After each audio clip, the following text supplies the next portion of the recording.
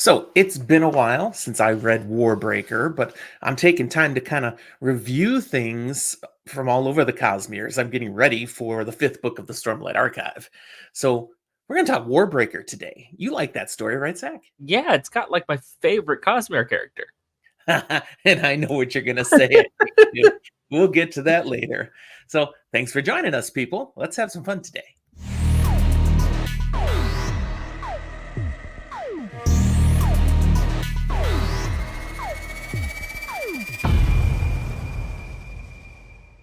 So, hi there, and welcome to Fantasy for the Ages, the show where father and son sit down and today talk about a fantasy book. I'm the son of that equation, Zach. And I'm the father, Jim. And yeah, thanks for being with us today. This is a full spoil discussion, no holds barred on Warbreaker by Brandon Sanderson. So if you haven't read it, you're in the wrong place. You probably should go away now and go read the book. And you should read this book. This is an entertaining novel with some pretty novel ideas and concepts that Sanderson put out there. I don't remember how long ago it's been since I've read it. Two or It's three been a years. while, a couple years. This one's been a little while coming. Actually, there's a really easy way for someone, not us right now, because I'm not looking at it, to figure out when the last time I read it was. Because if you go back and you find our magic system, rating a magic system episode on Warbreaker, I had finished it like 2 days before that. Well, there you go. There you go. There's a living record in our videos of the stuff that we've read and when we did them. Absolutely.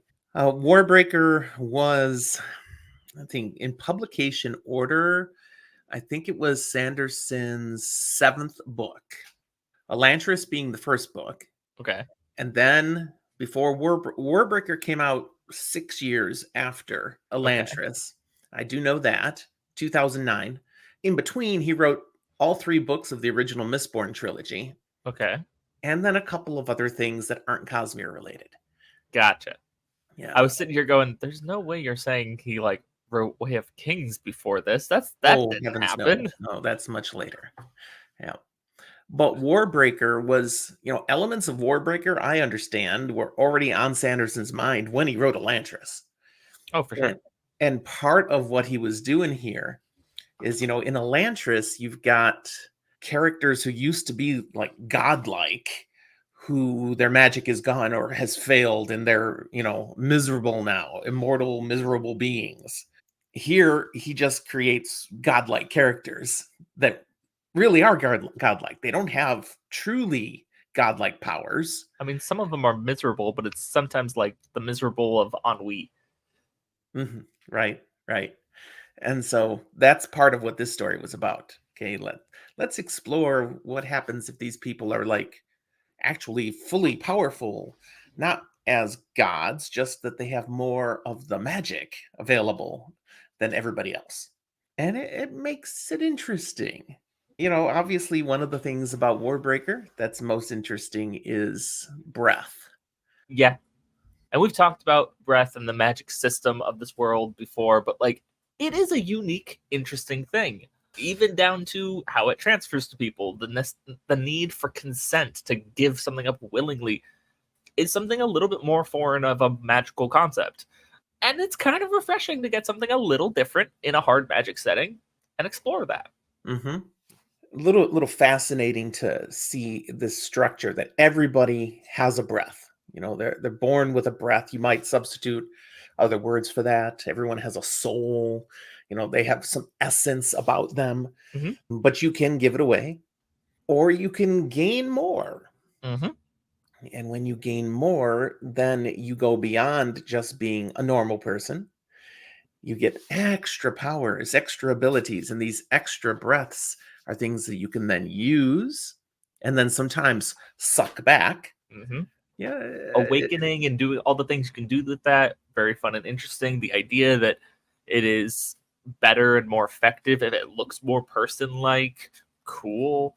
The further concept of these heightenings you were talking about, those different levels, and even just the idea of, there are true colors and true sounds. And people aren't necessarily born with perfect pitch, but you could achieve it. It's fun. That one cracks me up a little bit, though. One of the, abilities you achieve is perfect pitch. Okay. That one just I chuckle at that one. It seems a little silly, but at the same time, when I compare it to the other one that first comes to mind of like seeing true color and really being able to tell what's what and identify that, it really stays about the same, just a different sense. Yeah, it all aligns. You're heightening your senses in the various different ways. It aligns. This story is told basically focused on 4 different characters and their experiences. You've got the 2 sisters, 2, 3. Vivenna and Siri. Yeah, 4. You've got Light Song. Yep. One of these so-called gods. Yes. The actual term used for them is the Returned. Because they died. And I Get don't back. think in the story that's ever truly explained. I believe it is. Is it? Why Yeah. some of them return? Why? No. No. We know about them being returned, that what they and die and how? they come back, but Yeah. what I- causes that? I don't think that's explained in the story. I think there's in story, and if I'm wrong, I am so sorry, but it is full spoil, so I expect you to have read this book if you're talking at this point, and anything I say here won't be a problem. I believe there is a scene or discussion talking about having died and spoken to someone who gave them something and it sent them back. Yes. Exactly what that means or who that someone is, I don't think is explained in book, but as you get more Cosmere connection, you can fill in some of those pieces and know that, and it's cool. Yeah. One of the things that goes with the returned is they come back without memories. They don't know anything of their past life. And yet, late in the book, that starts to change for one of them. And that's where things start to go horribly wrong. It's like, oh, look out. Yeah. The other character, sorry, is Vasher. Vasher's great, and at this point, in possession of my favorite character. Yeah, why don't you talk about your favorite character there? Nightblood! I mean, come on. A sword that talks, and it's just a good boy. It's not a he very really- good boy, though. No, he's a very good boy. He does his purpose very, very, very well. Unfortunately, his purpose was not super clearly directed and defined. It's just, destroy evil.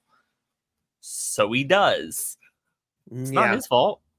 One of the things that, with Nightblood that's interesting is to use Nightblood is going to horribly hurt you yourself. That's a sketch weapon, man. Yeah. Absolutely terrifying power in an amazing way. And I love that we do learn in this book that it was like made copying something that was seen elsewhere, but we're not told exactly what. We learn later eventually. But the fact that in trying to copy something, they failed, and in my opinion, made something way more dangerous. Yeah. Way more dangerous. It's not close. Now, most people who are watching this are probably very familiar with Cosmere books. Yeah. But I'm going to put a spoiler marker here on it anyways. I want to talk a little bit more about Nightblood. Okay. Because it's one of the things that I don't fully understand yet. Okay. And that is, Nightblood shows up in the Stormlight Archive. Uh-huh. How? Vasher shows up in the Stormlight Archive. Vasher shows up? Yeah. Not going by the name Vasher. Zahil. Zahil. The training master at the pits who taught Adolin the katas and was like talking with Kaladin. Okay. It makes a lot of sense because we see the fight between Kaladin and Zahil, and he's like awakening the bindings on his arms. Okay, that makes sense. And I'm rereading Stormlight Archive right now, so I'm not that far into it yet. Haven't got to that, but I knew something. But at some point, Zahil doesn't have Nightblood. No, at some point he loses Nightblood, whether he gets rid of it or loses it, or it gets taken. We don't know. At least as far as I know, we don't know. But they are both on Roshar. And Nightblood was in the possession of one of the heralds? The Herald of Justice or something. Who's completely insane. Skybreaker guy. And is given to Zeth. Sun Villano after losing the Honor Blade. Yeah. That pairing. Zeth so good and so bad. But it does show a really good thing about Seth's character that we'll get to when we talk about the Stormlight Archive. Now, you've said before you're a little familiar with the timeline of the A little various bit. Cosmere books. So, what's the relation between Warbreaker and the Stormlight Archive time-wise? Warbreaker definitely is definitely before Stormlight. I think, and this is where I could be very off, but I think it's after Mistborn Era 1 somewhere. It's somewhere between Mistborn Era 1 and Stormlight Archive. So somewhere in that 300-year gap. But like the creation of Nightblood, way earlier. Okay. Vivenna and Siri. Let's talk about them a little bit. Yeah, let's talk about them and their color change in hair. Do you have a favorite between the two? Yeah, Vivenna, hands down. Really? Now, part of that is also then seeing her show up in Stormlight as well. Who is she in Stormlight? Azul, the captain person in the capital, kind of keeping things together. That doesn't ring a bell at all. She uses a not shard blade at one point and does some funky things, and it's like, that's her. And she's looking for Zahil for some reason, but we don't know why, and it's not necessarily good. Something happened between them. Okay. There's gaps that we don't know what happened between Warbreaker and Stormlight that is very interesting with the characters we meet here in Warbreaker. But no, she goes through a very interesting journey that is more, it calls to me more as like an adventure hero's journey as opposed to the like having to break tradition of locked up princess political vibe. And this book does do some interesting political things. I'm just not crazy about all the parts that are Siri based. I'm not against them. It's just if I have to choose between the two sisters, it's Vivenna for sure. Okay. See, I kind of like Siri. I like how she takes her fate, what is hoisted upon her, and manages to turn it upside down, to make something better, make something more of things. And she's, one of the biggest indicators, elements, words escape me today, of one of the main themes that I see in Warbreaker. Okay. Characters who have innocence about them, and having that come up against the harsh realities of the world and seeing what happens. Do they lose their innocence? Are they able to hang on to it in some way and just adapt? Because you can't just, I'm a good person, and just try to do everything nice and everything will work out for me. That rose-colored glasses perspective doesn't fare well when you come No. against people who aren't kind, who have agendas, who are going to use you for their own purposes. And either you can get all tainted and dark and just as cynical and nasty, or you adapt. And Siri adapts. Or there's a third option. You break. Yes. You don't make it. Yes. But she adapts well, and she adapts and also works with Susebron. Is that how I pronounce his name? I think it is.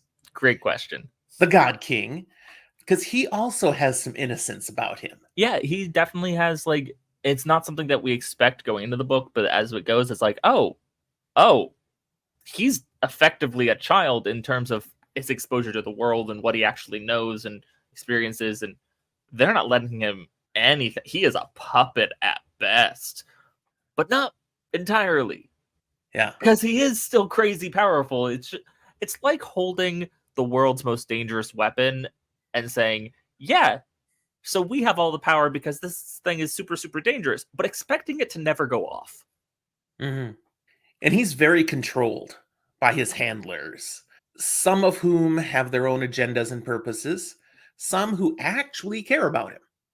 The priests in general really are looking out for Susebron's best interests. The advisors and political heads, not so much. Right.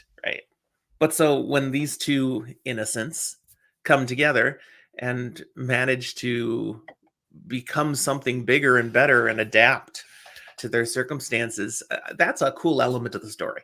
So that's something I enjoy. Of course, starting off with that delightful scene where she's delivered into his presence with strict rules of what to do, and things do not go the way that she was told to expect at all. But not the worst thing. No. If it had gone the way that she was told to expect, I probably would have enjoyed the book less. Yeah. Yeah. And again, it's been a little while since I read it, but don't they even go through the motions eventually? Make Eventually, I think. noises and stuff so that those listening in And believe what's happening, but that they're not really I doing don't think it's they. I think it's she. I think he's like Yeah. off on a chair and she goes on the bed and is basically fake sexing. I mean, that's funny. I found it funny. But they end up, partnering together to figure some things out and make some things happen. And in the And end, like, turns out pretty good potential relationship in the end. yeah, Like, they're gonna be a power couple. when you put people together and you let them grow together and they do actually fit well, it works. It Yep. is fortunate they fit well. That just kind of lucked into that, but they do. Now, Vivenna, her experience goes a very different route. Yeah.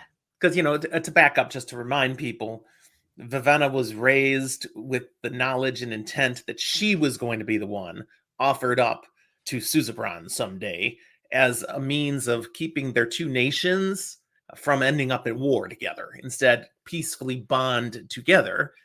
And last minute, without any discussion or anything, the younger sister, Siri, gets sent off. And Vivenna's like, that was my whole purpose for being. Yeah, Dad the King is basically like, yeah, but like, you're really good at your job. We don't want to lose you. And they're probably going to attack us for war anyways. So, like, let's send the younger sister that I haven't paid attention to her entire life. Bad dad. Bad dad. Totally, totally. He sucked.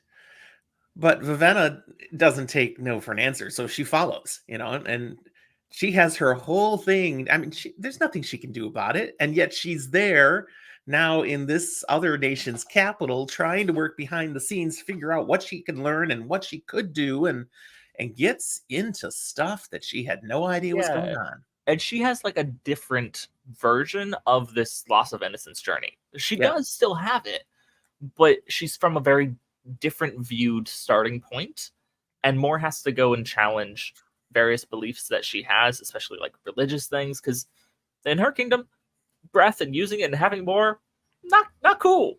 No, Not good. totally. And one of the first No. things that happens to her when she shows up is she gets like 300 just given to her. Yeah. From a dying man. Right? And now she's stuck with it, yeah. She has to cope with that. She has to cope with some characters that I think you talked about loving. I never really did, but a pair of mercenary fellows that you found very funny. Mm-hmm. I found it to be Sanderson trying to be funny. Sanderson, he gets critiqued about this sometimes. I'm one who does it, even though I do enjoy his work. He's funniest when he's just writing and sometimes being a little witty. But when he tries to write a character to be funny, it's often a little bit too caricature-y, and it's that guy who's trying way too hard to be successful at stand-up. And so it's objectively a joke, and you can see that, and you can chuckle, but you're also like, dude, stop trying so hard. Okay. Subjective. We all bring our own things to this. I don't have the same problems with Sanderson's humor that you seem to do. That doesn't strike me. So it's okay. But I talked about the theme of innocence again, and Vivenna has her own kind of innocence she brings to this world because she does not understand how the world here works at all. No. She's very naive. She has certain notions. She thinks she's going to be able to come in and do certain things and finds out, oh, that's not so easy. You can't just do those things. You actually are complete idiot here. You know nothing about how this society works. You She's don't very understand. capable. She has skills, and none of them are any use to her. They don't because of translate. her worldview. Right. And then part of it is this innocence that she falls in with these couple of guys and trusts them. She was so easy as a mark. They were able to take her in completely. Now, one of the things that comes into her experience through this is, what do they call them? A dead body that's been given breath. Drab. No. Oh, dead body that's given breath? Oh, what do they call that? Because a drab is someone who Drab's gave the all person who gave away their their breath. breath. So now they're still perfectly fine and alive, but they don't see much with color. At this point, I don't remember the term for using an actual body to be reanimated with breath. There is. I've got There is a notes term here. for it. Let me review my They're notes. effectively making a zombie, but like there's something. Lifeless. There's the term. That They're sounds called more lifeless accurate. because they are. They're like a zombie. There's something interesting there, though, because they're an animated corpse now. Mhm. They basically do what they're ordered to do. And yet, with the one we spend the most time with, we see there is just a glimmer of personality. Like it can decide to resist or to shift a command just a little based on who the person really was. I'm not sure that's always the case, but this particular lifeless It does. definitely makes me wonder in a couple of ways. Is this something that is just particular to reanimating dead things that were living, like they had a brain and a personality previously? If that's the case, does that work the same with like aminals? Aminals. Yeah. Or is this something where just like breath in and of itself does have mindfulness and will to a certain extent, and so that's true of all things, we just don't necessarily notice it with other things that get brought to life and awakened, maybe partially because they're not usually awakened for very long. It raises some questions that don't get answered in our story, but we do see some interesting applications. Yeah. And speaking of applications, this is one of Brandon Sanderson's storytelling techniques that he works pretty effectively when Vivenna, who comes from the nation where using breath is not done, is totally unacceptable, suddenly has all of these breaths hoisted upon her. She is discovering now what this means, what she can do. And as she's learning these things, so are we, the readers. Mhm. So that's a story writing technique that I appreciate. We got to see it through the eyes of someone who is not experienced with any of this, like us, not experienced with any of this, and see what she learns, see what she can do. That was fascinating. And to an extent, some of what you can do with breath depends on your own imagination. What do you think of to do? That takes me back to Susebron again, Go for it. because he's the 10th Yeah, it's like level there are 9 known levels of heightenings or whatever, and heightenings. Yeah. he's the He's 10th. uber. He's the top. There are things, more and more abilities that you gain the farther you go up. And the heightenings occur by having enough breaths. The more Mhm. breaths you have, the higher you reach. Different Um, thresholds. there's some math involved. We're not going to worry about that. But I think one of you can those, Google it and find oh, what I'm the sure. like numbers are. One of those things that he has is this ability to do things with breath just because he wants to do it, and he doesn't have to know how to do it. He just instinctively can figure things out, and that's not the case for everybody. You have to learn how to do things. Let's put it Vivenna is this way. learning how to do things. For Wheel of Time fans, Susebron is Randall Thor just innately knowing how to channel things or remembering it from LTT. He's just doing things. Yeah. One of the nastier elements of the story is that Susebron doesn't have a tongue. Like it was forcibly For removed. most of the book, he gets it eventually Right, at right. the cost of somebody. But he doesn't have a tongue because what he would say would have way too much power behind it. Yeah, pretty Like, much. Well, especially he- because, like we said, breath has to be given freely, kind of thing. You can't do that if you can't say the words to do it. one of the things that he should be able to do, and he does get this later in the book, is to be able to command things with breath mentally, not have to say it. But he was never taught how to do that. Nope. They intentionally keep that away from him because he'd be too powerful. But he's a good guy. They should have trusted him more. Now, for such an interesting magic system, something that I really enjoy, the interesting plot involving Vivenna and the mercenary she picks up, and Vasher and their historic grudge, like all that's there, but that's only like part of the big climactic thing. The other part is a political thing that has nothing to do with this magic or any like only because it's part of the world and the kingdom is that part of the like reasoning and driving force of that part of the story. It's like no, there were some people who were historically disenfranchised and they plotted and schemed to cause our anarchy and destroy this nation basically. Mm-hmm.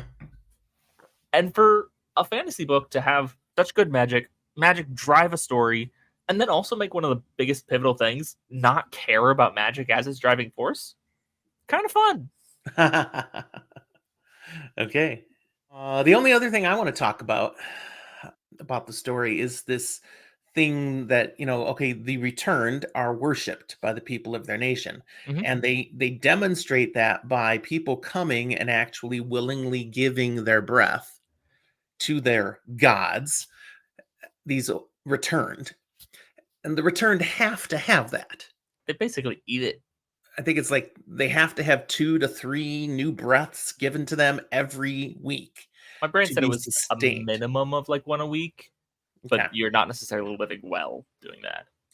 Yeah, and some of them are good with that. Yeah, bring it. I'll take the breath. And some of them have some real issues of conscience about this, which is a big part of Life Song. Hmm.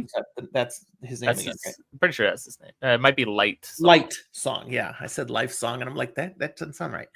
Light Song, because he's rather cynical about this whole thing. He's Well, not especially when happy. you balance that they view their entire purpose as being, yeah, eventually they're gonna give their breath to someone, and that will be a super uber magic breath that fixes their everything, cures cancer, but it won't leave them drab. It will kill them. Hmm. So you can understand why most of the returns don't do that very often. And they receive people. Was it like every week?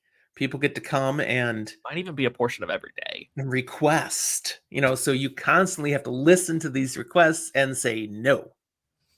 To be so calloused. I would hate to be in that position. Uh, Miserable. Especially if you are innately a good person, that's going to just rip you apart. Some of the returned had no issue with it. They're like, Yeah. yeah, it's the gig, but that's not Light Song. He struggles. Anything else? Any other element of Warbreaker you want to talk about? Ultimately, like, this is a book that there are some faults probably. I've mentioned a couple little things here and there, but for the most part, like, I really like this book. Looking back on it, most of the faults kind of fade away, and I remember the parts I really, really liked. Yeah. And this is one that like holds up as one of the better, especially as a standalone Sanderson or Cosmere books. This is the book that I've actually bought one of the nice like leather bound copies of. Oh. It wasn't for me. It was a gift. You think I'm going to spend money on myself? No. But I have no regrets doing that because it's a great book. Yeah. You make a good point there. Warbreaker is considered a standalone fantasy novel, but it is part of something greater. You don't have to read all the Cosmere books to enjoy Warbreaker. If you read all the Cosmere books and read it within the context of being part of something bigger, well, that just elevates it a little further. To me, reading the rest of the Cosmere doesn't make Warbreaker the great book or something. It's not like Warbreaker gets significantly better. No, Warbreaker's just good. Reading Warbreaker makes the rest of the Cosmere better. I like that. Well said. Yes. Okay. I think that's a good spot to wrap up our conversation about Warbreaker. Again, this wasn't truly a review. No, This it's just us was talking a about it. discussion. We're just talking about it. Uh, Ultimately, both of us pretty pro Warbreaker. yeah, it's one of my better Sanderson novels. I definitely like it better than Elantris. I don't think I like it better than Mistborn. I think I like it better than individual Mistborn books. I don't like it better than the totality of the first era. Okay. I definitely like it better than any of the secret novels. They aren't written at the same level of depth and gravitas as Warbreaker is. They're not intended to be, I don't think. So that makes a difference. Now, it doesn't stand up to the Stormlight Archive. No, but it also is like less than half the size of one of those books. Yeah. Speaking of the Stormlight Archive, I put out an episode recently that has gotten a lot of views where I mentioned about the Way of Kings and how I was wrong because I've bashed it for a long time And I'm on how so hard glad it you were was, so wrong. how much I struggled to It's get so into it. good. On the second read, I'm like, what was wrong with It's me? This so is good. really, really good. Yeah. Anyone who ever has issues with it, I'm always like, do the audiobook. You will get through the issues that you're facing, I think, with it, and you will love it. But it definitely benefits from context. I'm saying The Way of Kings is one of those books that's tremendously better on a reread. Fair enough. And that's what I'm enjoying now, a reread. So I'm like, oh, so good. But this wasn't a Way of Kings episode. This was a No, Warbreaker episode. So we'll wrap it there. Thanks for joining us, everybody. If you have thoughts on what we shared and our thoughts, that's why there's a comment box. Go ahead and put your thoughts down there. I'll respond. If they're at Zach, I'll let him know, and he might jump on and respond too. Thanks for watching. We'll talk to you next time.